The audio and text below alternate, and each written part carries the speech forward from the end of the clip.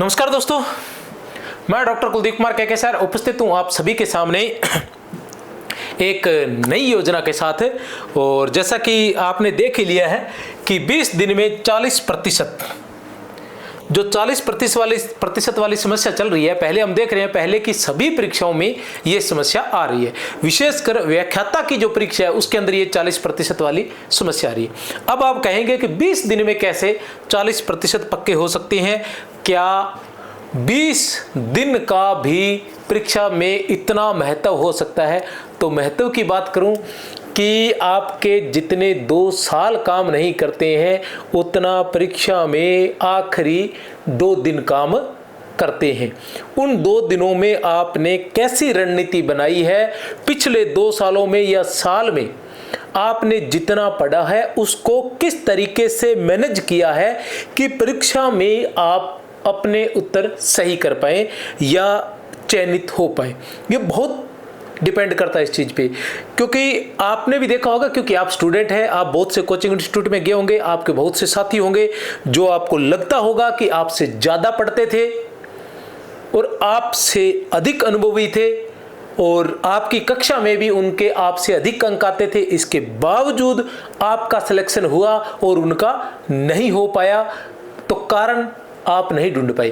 कारण यही होता है कि एक सही रणनीति चुननी होती है कि किस तरीके से क्या चीज और कैसे पढ़ना है।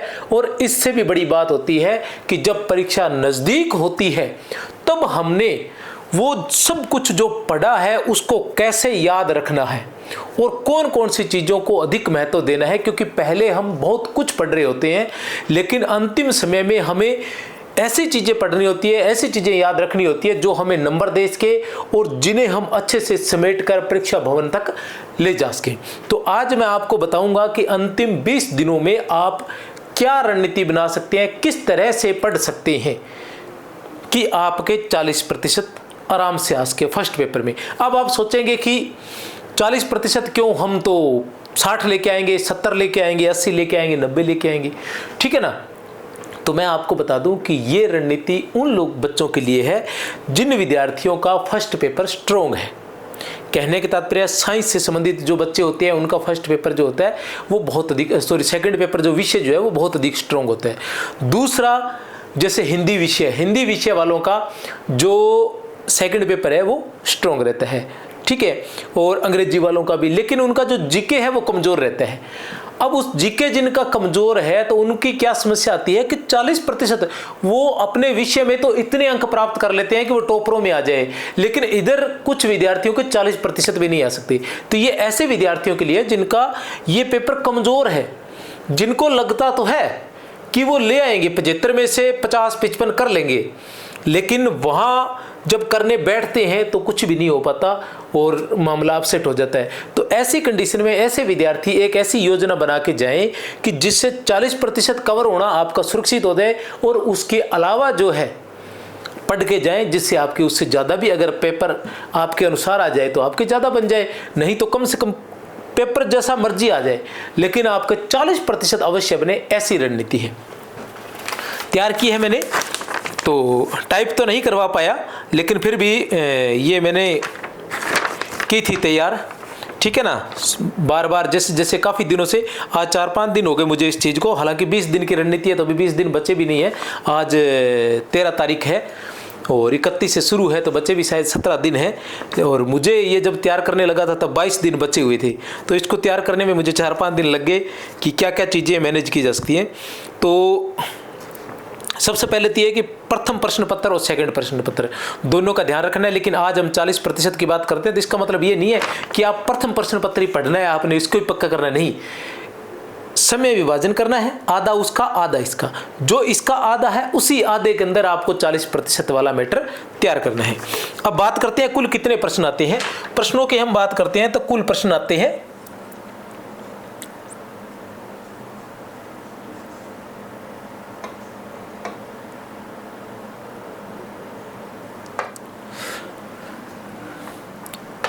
75 प्रश्न आते हैं। कितने प्रश्न आते हैं? 75 प्रश्न आते हैं।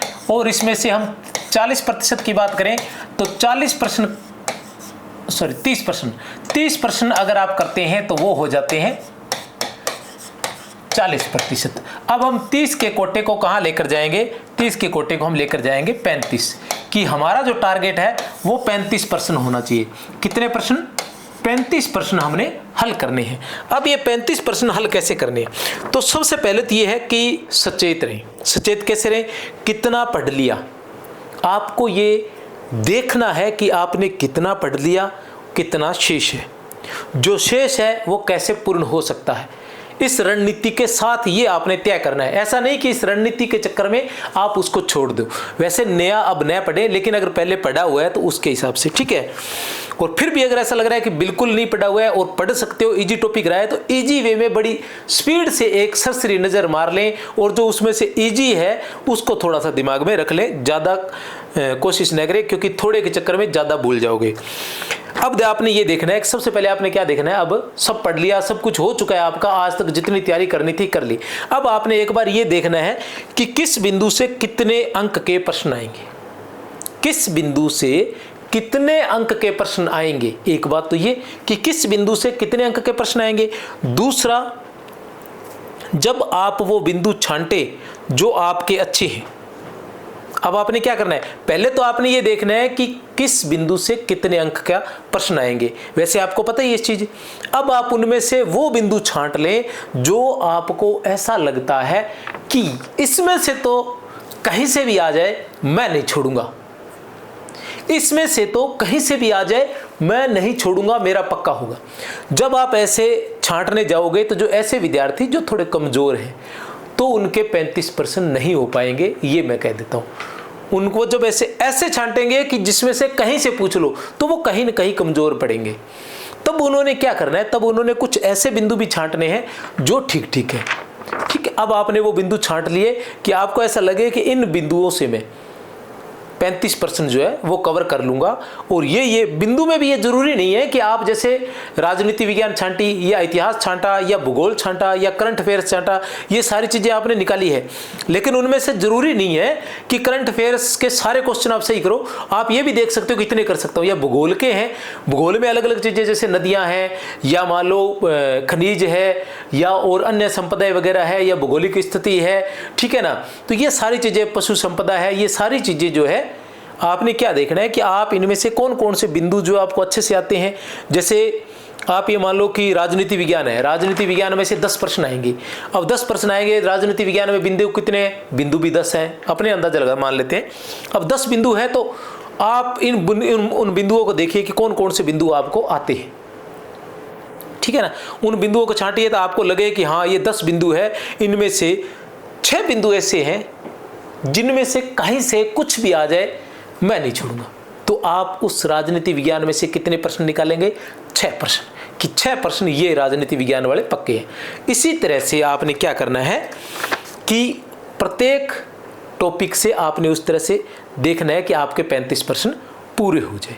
अब आपको उन पर फोकस करना है और उनको अच्छे से रट्टा मारना है। चाहो तो उनकी कोई शॉर्ट समरी भी बना लो, ताकि जाते हुए जैसे कोई डाटा है तो उनको तैयार कर लो, उनसे संबंधित कोई डाटा मिस ना हो बिल्कुल भी, ताकि ये कवर हो सके, ठीक है। अब आपने क्या किया, ये सारी चीजें तैयार कर ली, आपको लगने लग गया कि हाँ ठीक है भी, अब इनसे मेरे 40% आ जाएंगे।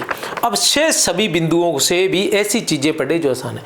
अब जो बचे हुए बिंदु है, अगर आपका टाइम टेबल अच्छा है, आपने अच्छी तैयारी कर रखी है, पहले भी 1-2 बार पढ़ चुके हो आप और अब रिवाइज करना है तो आपकी बात अलग है।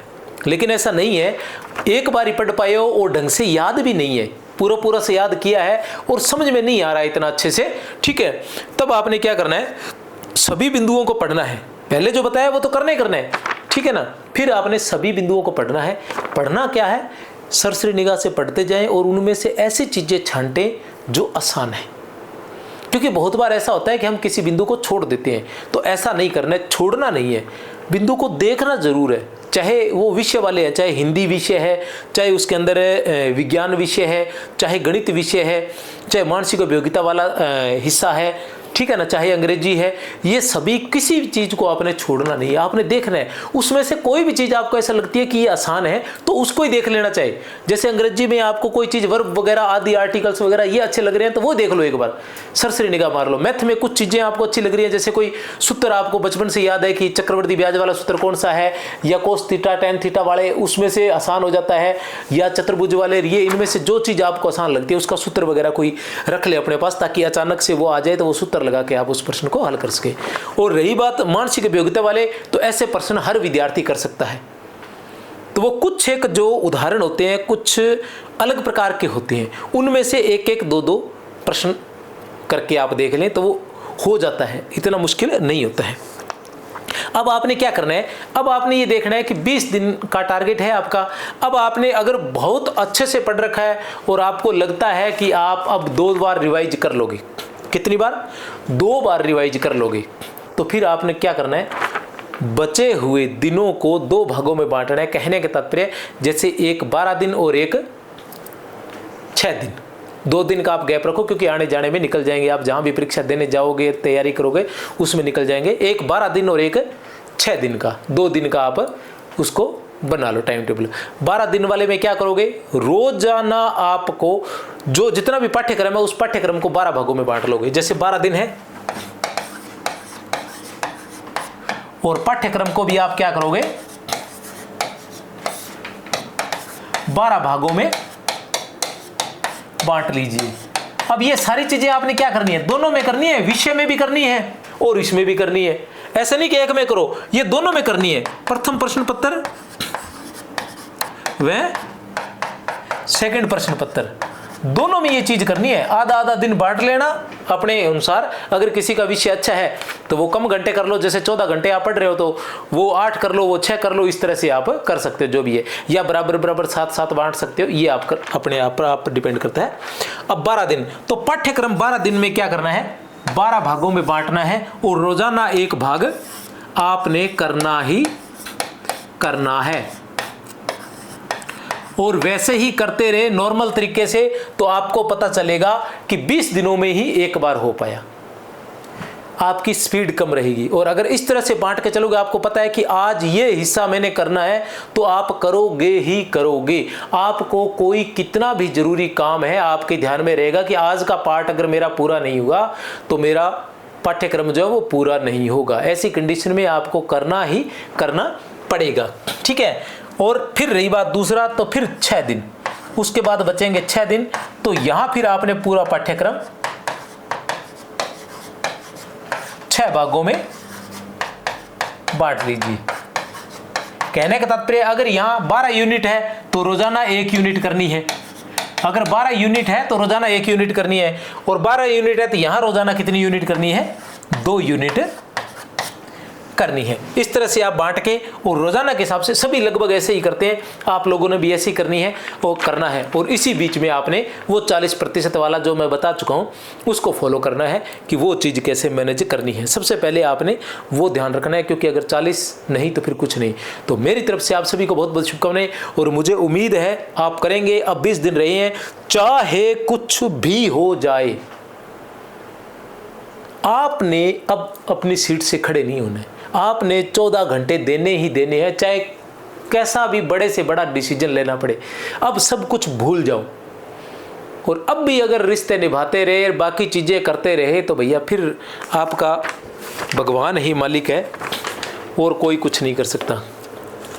वो कुछ कर दे तो कर दे, आपके भरोसे तो वो होने वाला नहीं है। तो मन लगाकर डटकर पढ़ें और अपने आप पर विश्वास रखें कि आप कर लेंगे। बहुत से विद्यार्थी इसलिए वहाँ हार जाते हैं क्योंकि वो घबरा जाते हैं, उनको डर लगता है।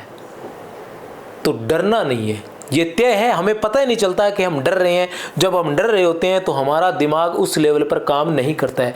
आपने देखा होगा कि जब हम घबरा जाते हैं, जैसे और कहीं नहीं, आपने खुद के साथ देखा होगा, और खुद के साथ अगर आप इस चीज़ को महसूस नहीं कर पाए कि मैं जब घबराया था तो मैं कुछ कर नहीं पाया था, तो आप फिल्मों में देखा होगा आपने कि जब अचानक कोई घबरा जाता है तो वो इधर दौड़ता है, उधर दौड़ता है, यहाँ दौड़ता है, वहाँ दौड़ता है, ठीक है ना, दिमाग का इस्तेमाल नहीं कर पाता है। तो वही कंडीशन हमारी होती है कि जब हम परीक्षा में घबरा जाते हैं तो हमारे दिमाग के काम करने की जो क्षमता होती है वो कमज़ोर पड़ जाती है। तो अपने आप को हमेशा तैयार रखें, क्योंकि अब परीक्षा भवन में जाने के बाद हो कुछ नहीं सकता। ठीक है ना, जो भी योजनाएं बनानी है, जो भी आपसे गलतियां हुई हैं, ठीक है ना, जो आप करना चाहते थे लेकिन नहीं कर पाए हो, तो उसके बारे में वहां बिल्कुल नहीं सोचे, क्योंकि वहां अब कुछ होने वाला नहीं है। उन सब के बारे में आने के बाद सोच लेना, लेकिन वहां ये सोच के ही जाना है कि नहीं हो सकता है, और 100% हो सकता है। ऐसा जरूरी नहीं है कि आपने कम पढ़ा तो आपको नहीं आएगा, आपका हो सकता है। बस आप अपने आप को रिलैक्स रखें, और रिलैक्स रखेंगे तो जो भी आपने याद किया है वो अपने आप आपको याद आ जाएगा, और आपका पेपर बहुत अच्छा होगा। मेरी तरफ से आप सभी को बहुत बहुत शुभकामनाएं। जय हिंद, जय भारत।